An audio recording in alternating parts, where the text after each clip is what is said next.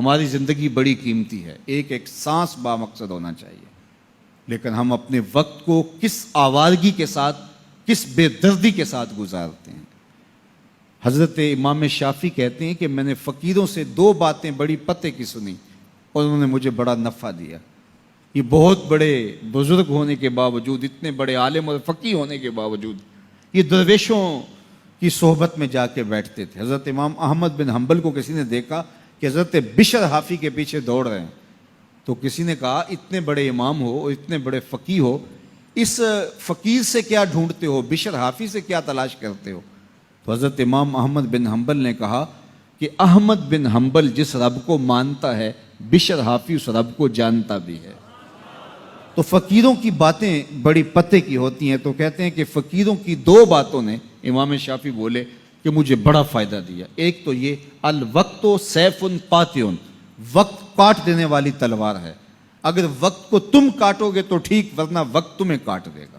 اب تمہاری مرضی ہے کہ وقت کے گھوڑے پہ تم سوار ہو کے اپنی مرضی سے وقت کو چلاؤ، یا پھر تم وقت کے رحم و کرم پہ ہو اور اس کی موجیں تمہیں جس سمت چاہیں بہا لے جائیں۔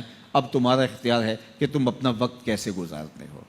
دوسری بات جس نے مجھے بڑا نفع دیا وہ یہ کہ اپنے آپ کو نیکی کے کاموں میں لگا دو، ورنہ نفس تمہیں برائی کے کاموں میں مشغول کر دے گا۔ اپنے ارد گرد تانا بانا ایسا بن لو، اپنے حالات ایسے بنا لو، اپنی دوستی ایسی وضع کر لو کہ تم نیکی کے ماحول میں رہو، ورنہ شیطان برائی کے اندر مبتلا کرنے میں دیر نہیں کرے گا اور نفس تمہیں جو ہے وہ شر میں مبتلا کر دے گا۔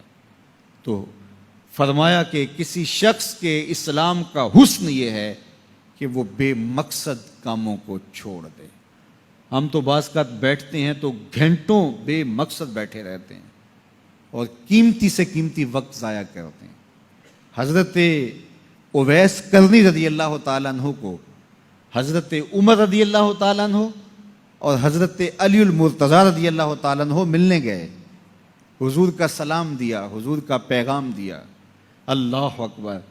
تو ویسے کرنی تو تڑپ گئے نا، چشمان سے آنسو ہیں اور بار بار پوچھتی ہیں میرے حضور کے لبوں پہ میرا نام کیسے آیا تھا۔ حضور نے کہا تھا نا کوئی اویس بن عامر کو ملے اور میرا سلام دے اور اس سے کہے کہ میری امت کی بخشش کی دعا کرے، اللہ اکبر۔ تو یہ ملنے گئے حضور کی وصیت اور حکم کے مطابق، حضور کا سلام دیا، تو یہ بار بار کہتے تھے حضور کے لبوں پہ میرا نام کیسے آیا، اللہ اکبر۔ تو جب یہ تڑپ دیکھی تو کہا اتنی محبت اور اتنا پیار تو حضور کو ملنے نہیں آئے، حضور کو دیکھنے نہیں آئے۔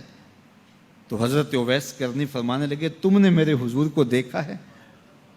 تو یہ خاموش ہو گئے، تو کہنے لگے میں نے نہیں نہ دیکھا تو مجھ سے پوچھ لو، تم پہلے بتاؤ کہ حضور کے ابرو جڑے ہوئے تھے یا کھلے ہوئے تھے؟ اللہ اکبر، تم نے تو حضور کو دیکھا ہے تو ذرا بتاؤ نا۔ پھر خود ہی فرمانے لگے جس نے نہیں دیکھا اس سے پوچھ لو۔ کہا کوئی قریب سے دیکھتا تو کھلے ہوئے نظر آتے، دور سے دیکھتا تو جڑے ہوئے نظر آتے۔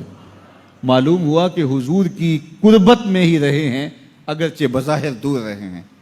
تو یہ اتنے جلیل القدر صحابی ملنے گئے، کچھ دیر باتیں کی، اس کے بعد حضرت اویس کرنی نے ہاتھ بڑھا دیے، کہا اچھا آپ نے بھی آخرت کی تیاری کرنی ہوگی، میں نے بھی کرنی، اچھا حشر کو ملیں گے۔